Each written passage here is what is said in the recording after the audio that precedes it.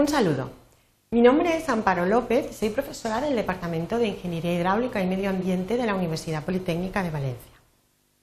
En el objeto de aprendizaje de hoy pienso presentaros algunos aspectos de la introducción al problema de la turbulencia que afecta a la mecánica de fluidos computacional. El problema de la turbulencia es un problema complejo que afecta sobre todo al análisis numérico, pero también al análisis experimental de la mecánica de fluidos. Entremos en detalle. ¿Qué es la turbulencia? La turbulencia se relaciona con el movimiento del fluido en el seno del volumen de control en el cual se está realizando, porque como el fluido es un continuo, en realidad el movimiento de las partículas no es ordenado, sino que sufre unas variaciones pequeñas que se llaman oscilaciones fluctuantes alrededor de una velocidad media. Esto hace que cuando observamos el movimiento de un fluido, en verdad estamos integrando la velocidad que sufren todas sus moléculas consideradas como un medio continuo.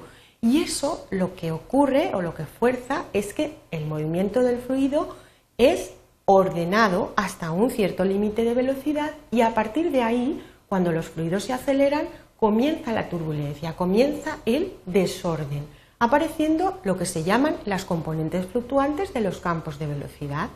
La velocidad media es la que nosotros podemos observar a macroescala, pero a microescala existe una componente fluctuante dependiente del tiempo, que a lo largo de un periodo de tiempo grande obviamente se anula, pero en instantes debe de ser considerada.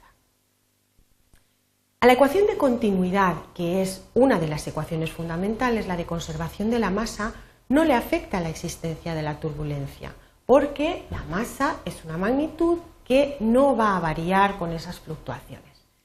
Sin embargo, sí que tienen mucho interés otras magnitudes relacionadas no ya tanto solo con la masa, sino con la velocidad. La variación de la velocidad en todas sus dimensiones, la variación de la cantidad de movimiento y de la cantidad de momento cinético.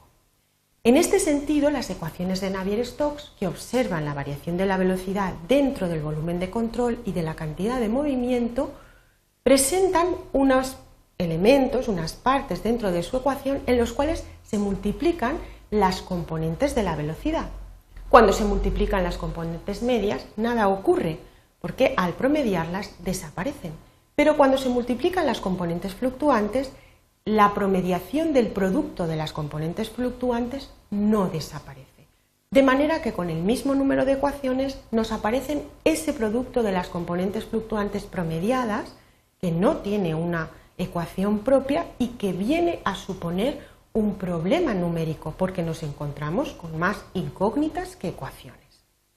A esas cantidades les llamamos tensiones o esfuerzos aparentes de Reynolds, porque en los primeros intentos se proponía un análisis viscoso de la misma manera que se relacionan las tensiones viscosas con los esfuerzos de variaciones de velocidad en la ley de Newton. La turbulencia se traduce en la aparición de remolinos. La energía se transmite primero a los de menor tamaño y luego a los menores, y existe toda una teoría de cómo van a ir evolucionando esas tensiones viscosas ya estudiada en el siglo pasado y que tenía mucho interés. En verdad, en el tratamiento de la fluidodinámica computacional, lo que ocurre con la turbulencia es un problema numérico, porque, como hemos indicado, aparecen más ecuaciones, las tensiones de Reynolds, más parámetros, discuten las tensiones de Reynolds con el mismo número de ecuaciones, las ecuaciones de Navier-Stokes, lo cual supone un problema que se llama el problema de cierre. No podemos cerrar el sistema porque no existe el mismo número de ecuaciones que de incógnitas.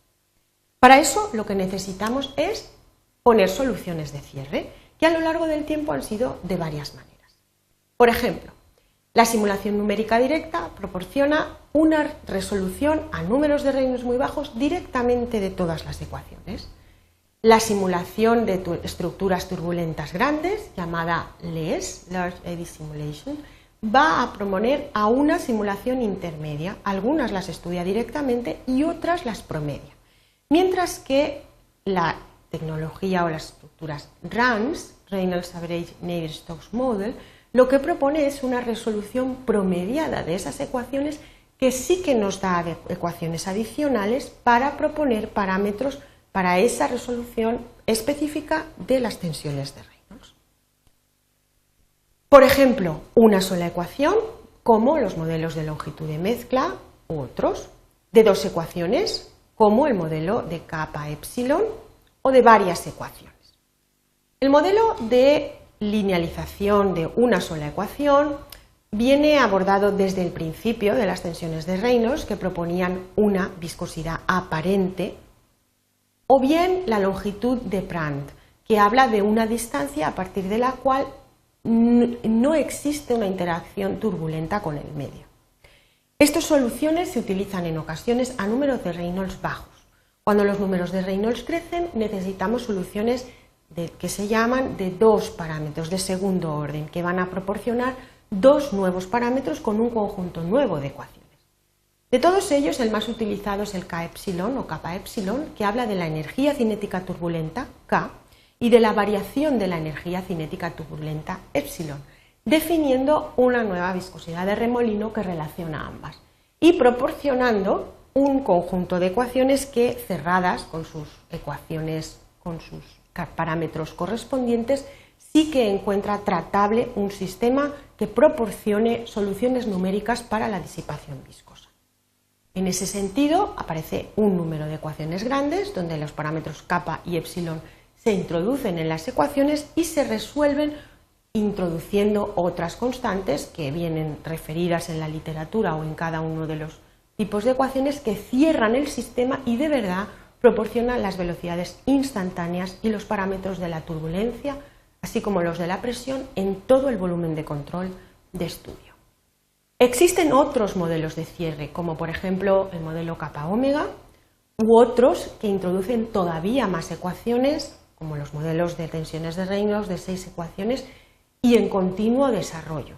Estos modelos son más complejos y en cualquier caso, en la actualidad, estas soluciones de cierre vienen integradas en los módulos de CFD, de fluidodinámica computacional, en los cuales el modelador principalmente tiene que entenderlos, pero no llegar a una programación profunda, de forma que lo más importante es siempre caracterizar en qué grado de turbulencia está nuestro problema para poder actuar con una simulación numérica adecuada y una solución de cierre que después, al validar, dé unos índices de error mínimamente aceptables.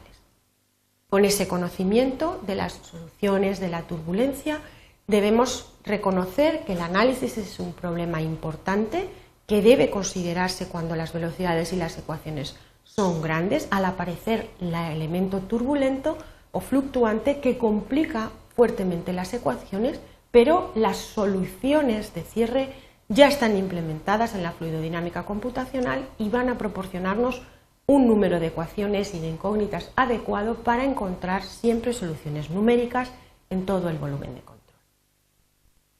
Y esto es todo lo que queríamos describir en este objeto. Muchas gracias.